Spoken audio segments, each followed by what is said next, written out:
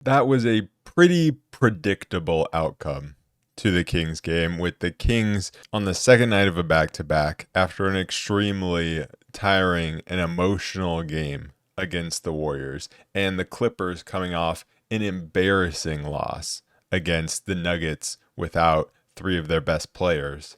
I came into this game fully expecting the Kings to not win. But that's obviously not an excuse at all for how poorly they played.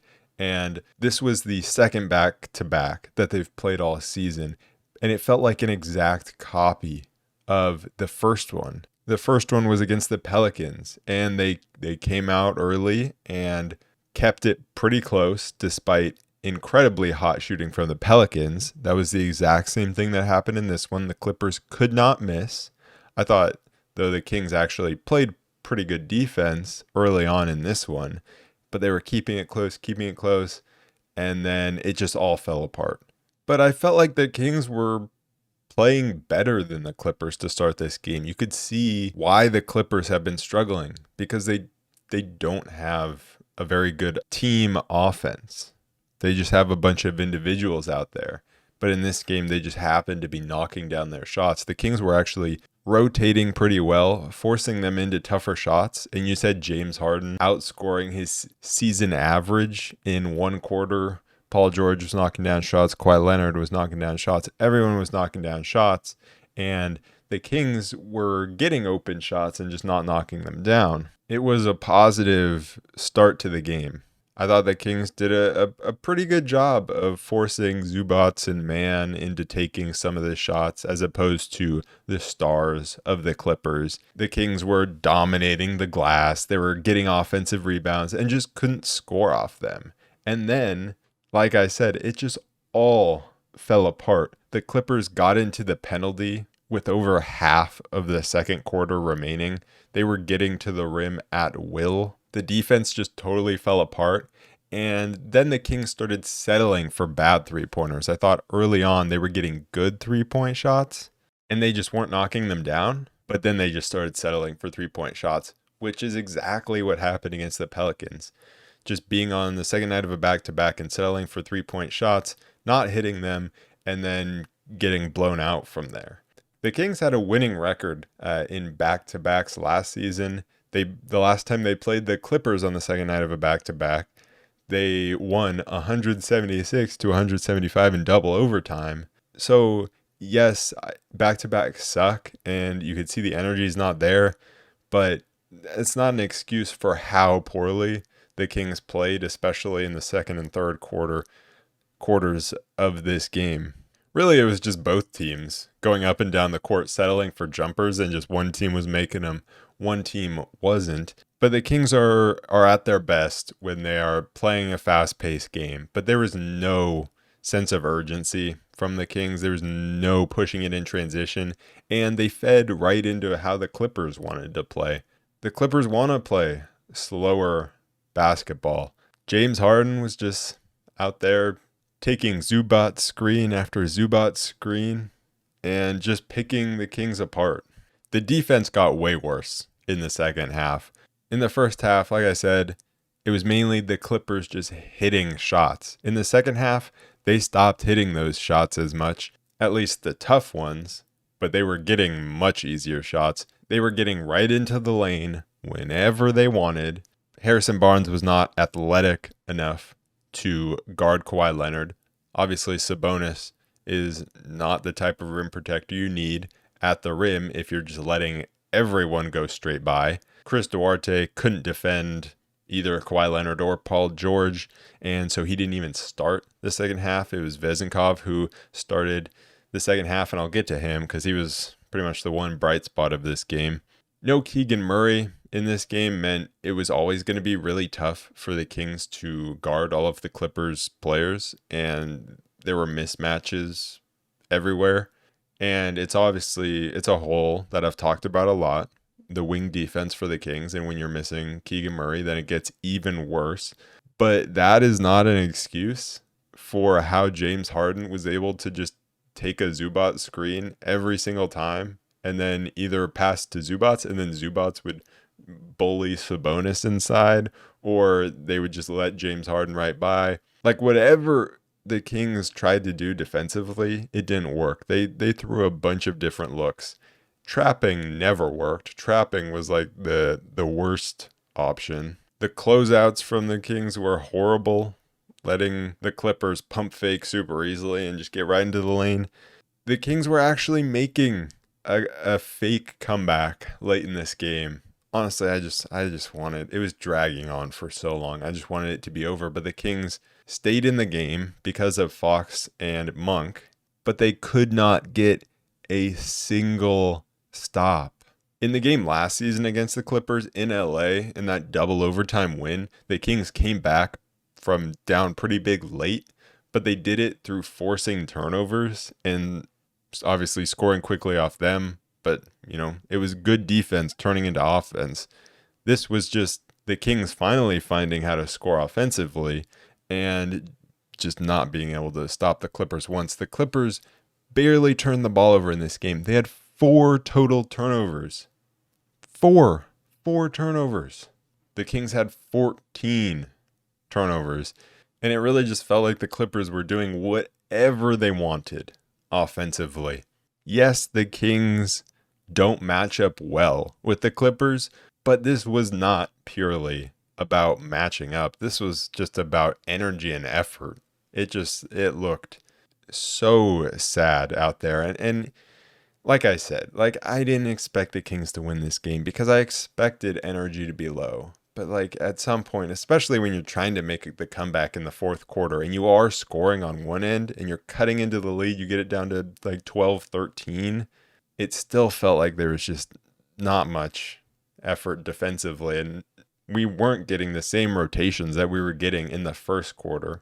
The few bright spots in this game, Fox was good, 40 points. He did his thing offensively, and he hit his free throws in this one. You had Vezenkov, who came in, played 24 minutes after being really good against the Warriors last night, and he was knocking down his shots.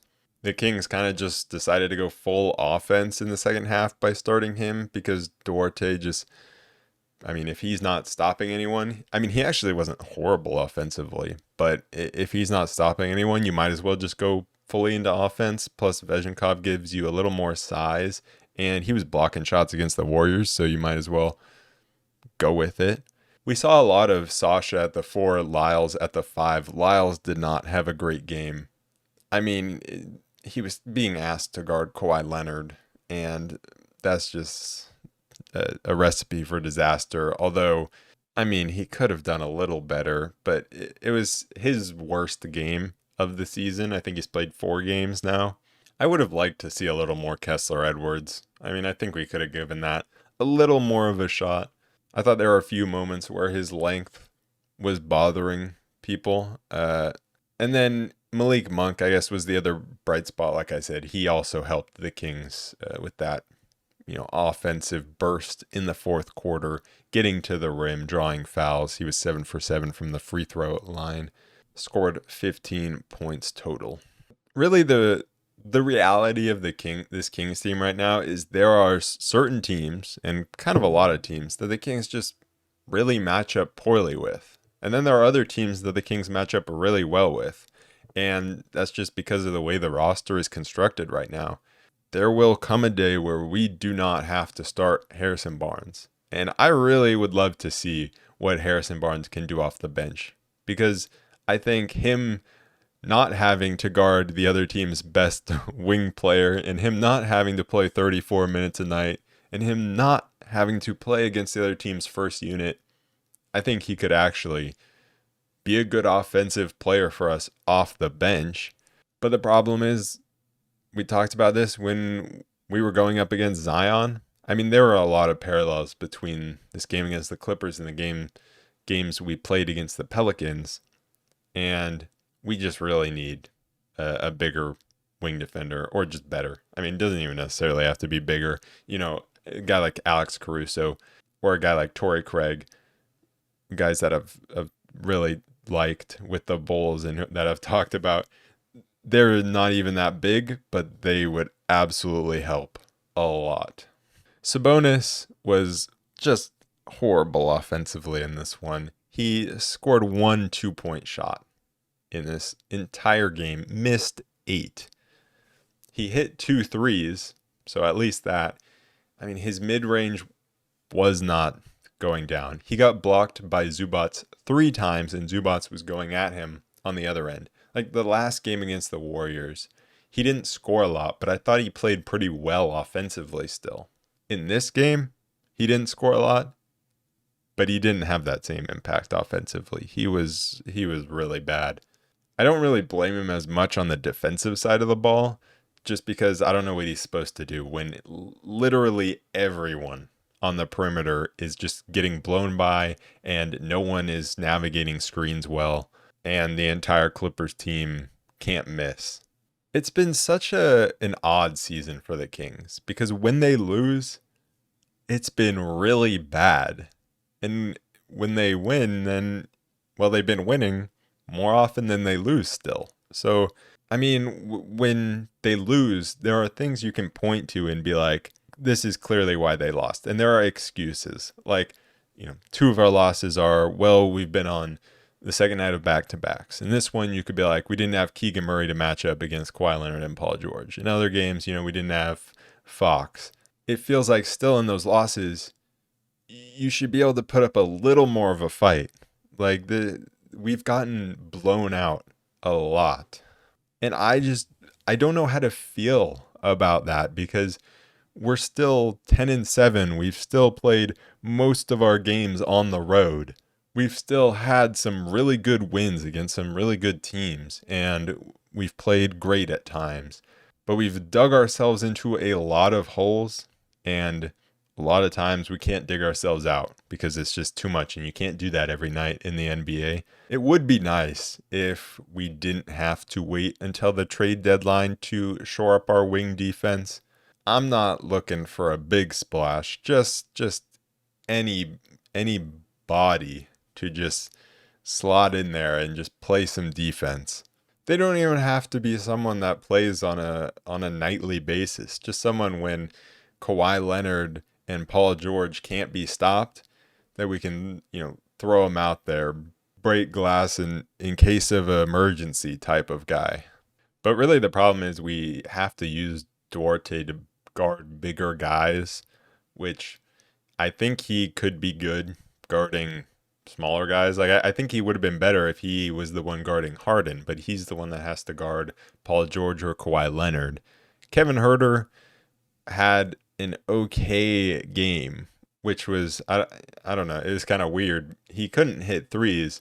He was not the one getting scorched defensively most of the time. And I felt like he continued to play well offensively despite not being able to hit his threes.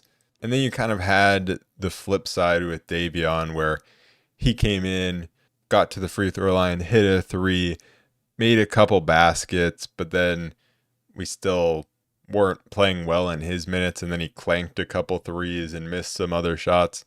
For me, like you see Davion come in and make some plays and hit some threes, maybe get to the basket, but it never feels sustainable. It feels like he might score in a little 1-minute burst and then he's just not going to do anything offensively for the rest of the game. It never feels consistent, and he just isn't a guy that you can throw out there to guard a Kawhi Leonard, a Paul George. And I just keep thinking, like, why can't he just be a little taller? Why can't he just be Herb Jones? Like, if the Kings had a guy like Herb Jones, that would just be amazing. JaVale McGee got some run in the first half. He got 5 minutes. And, I mean, I thought he was pretty good. I thought he was active on the boards. He ended up getting 3 offensive rebounds. But then the Kings decided to go small in the second half just because, one, they needed to switch things up, just try anything different. But 2, just they needed more offense and more shooting because shots were not falling. Maybe this Kings team just isn't a back-to-back kind of team. I do really like what Sasha has been giving these last couple of games, and it feels like he's really settled in to being in the NBA. and seems like he can be a consistent contributor and someone that can play good enough defense and will give you the shooting on the other end. It's always nice to see, at least, when we lose and kind of get blown out, 14 points, not necessarily a blowout, but it was kind of a fake comeback. But it's always nice to at least get Fox to have 40 points to, up his average. At least we come away with the individual statistics for our guy. Same cannot be said for Sabonis in this one. Sabonis has had some weird games to me because the jump shot looks improved. We saw him make 2 threes. He's been shooting well from 3, but his shot selection in the mid-range is what's weird to me. Because there are some, like, pretty close mid-rangers that he'll pass up, but then he'll take longer ones, he'll take the threes, or he'll pass up a really easy mid-ranger just to go straight into a really big body in Zubats or Kevon Looney. And it just seems like he's always in his head about what shots he should be taking and what shots he shouldn't be taking, and he should move the ball.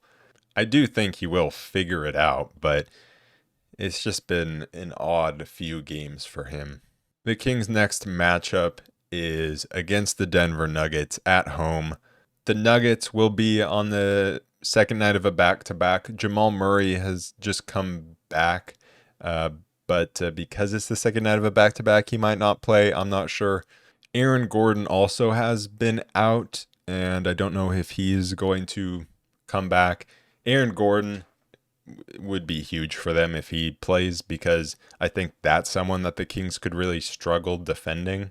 The key for the Kings against the Nuggets is going to be pushing the pace against the team on the second night of a back-to-back, but also just winning the bench minutes, because the Nuggets bench is not great.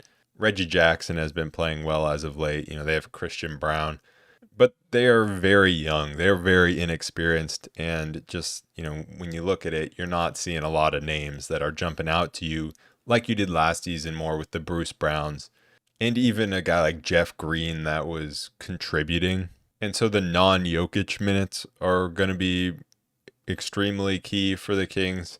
But also, I think you can learn a little from how the Rockets won against the Nuggets a little earlier in this season. And they really just did it by saying, Jokic, you can score all you want. We're just going to try to take away everyone else. And obviously, that's a little easier said than done. But I do think it could be a good idea, just because you have Sabonis down low. You obviously don't want him to get into foul trouble. But if he can make Jokic work down there, kind of tire him out, Jokic isn't going to try to score every single time. And that's just also not the type of player Jokic is. And so especially if Aaron Gordon isn't playing or Jamal Murray isn't playing, it's going to be a lot easier to take everyone else away. If we can force Michael Porter Jr. into tougher shots, the game is going to be extremely winnable if it's only really Jokic scoring. But we just need to see the Kings play with some urgency, with some pace, because that's exactly what they don't do when they're on the second night of a back-to-back. So that's what we have to exploit when other teams are on the second night of a back-to-back. Anyways, that is it for this episode of The Real Report. I will be back on Saturday after the game against the Nuggets to recap that game. Peace.